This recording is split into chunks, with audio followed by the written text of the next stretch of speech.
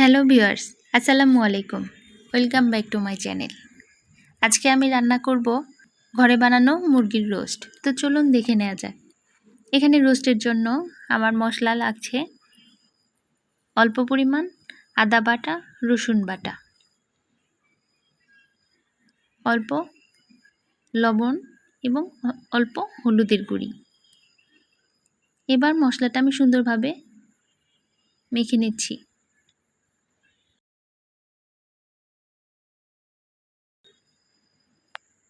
মশলাটা ঢেকে অপেক্ষা করছি আরও কিছুক্ষণ।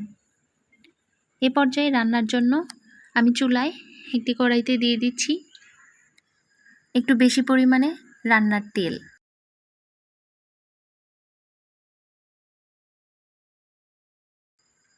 তেলটা গরম হয়ে আসা পর্যন্ত অপেক্ষা করব।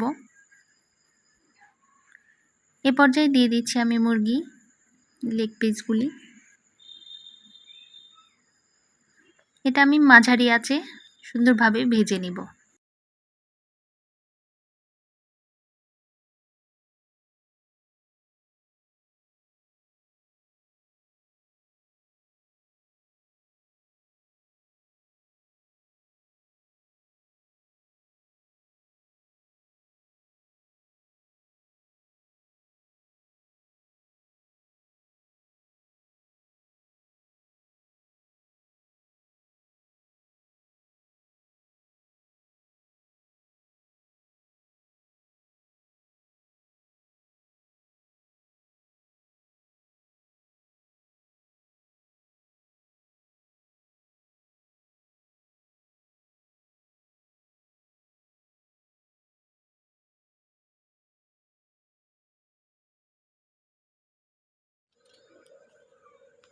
এবার আমি নামিয়ে নিব। তো এভাবে এই একই তেলে বাকি রোস্টেড পিসগুলো এভাবেই ভেজে নিব।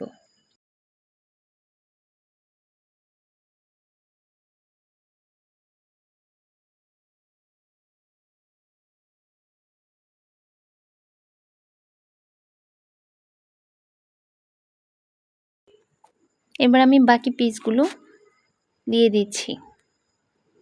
তো আমার সবগুলো পিস ভাজা হয়ে গিয়েছে।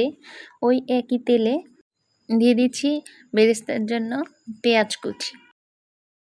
পেঁয়াজটা আমি মিডিয়াম আঁচে সুন্দরভাবে ভেজে নেব।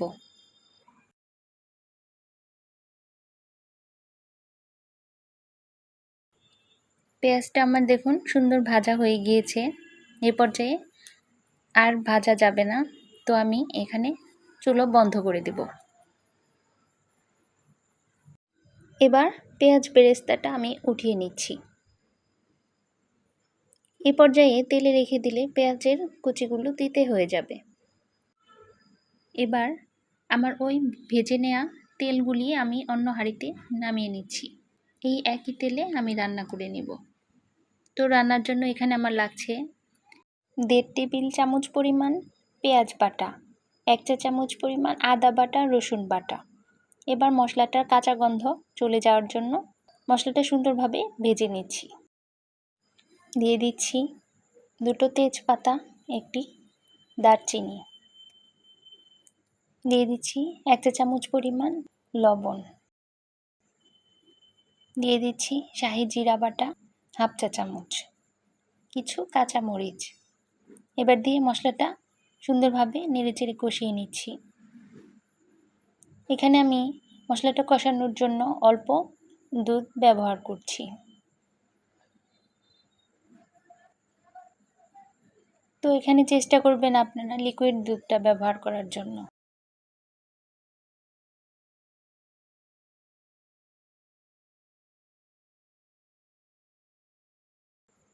মশলাটা কষানো হয়ে গিয়েছে। ভেজে রাখা রোস্টেড পিসগুলো দিয়ে দিচ্ছি।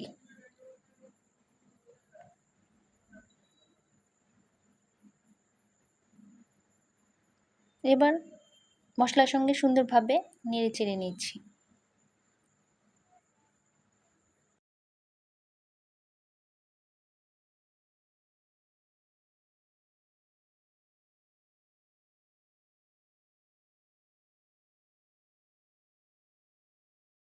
এখানে আমার লাগছে 1 চা চামচ পরিমাণ নারিকেল বাটা, 1 কাপ পরিমাণ চীনা বাদাম কাজু বাদাম বাটা, দিয়ে দিচ্ছি 1 মুঠো পরিমাণ কিশমিশ। তো দিয়ে এবার আমি ঝোলের জন্য দুধ দিয়ে দিচ্ছি আরও কিছু পরিমাণ। এবার ভালোভাবে নেড়েচেড়ে নিচ্ছি।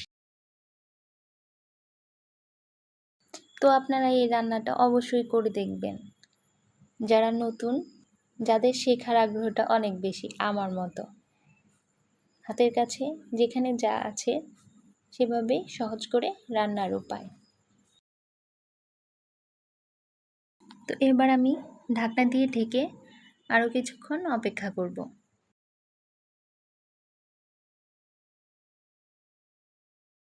তো দেখুন আমার ঝোলটাও সুন্দর কষানো হয়ে গিয়েছে, কমে এসেছে।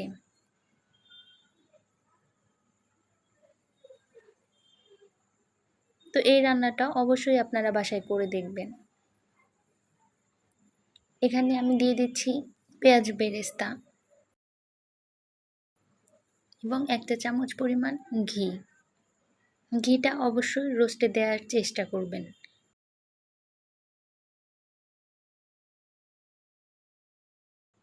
তো আমার রান্নাটা যদি আপনাদের ভালো লাগে অবশ্যই আমার চ্যানেলটা সাবস্ক্রাইব করবেন।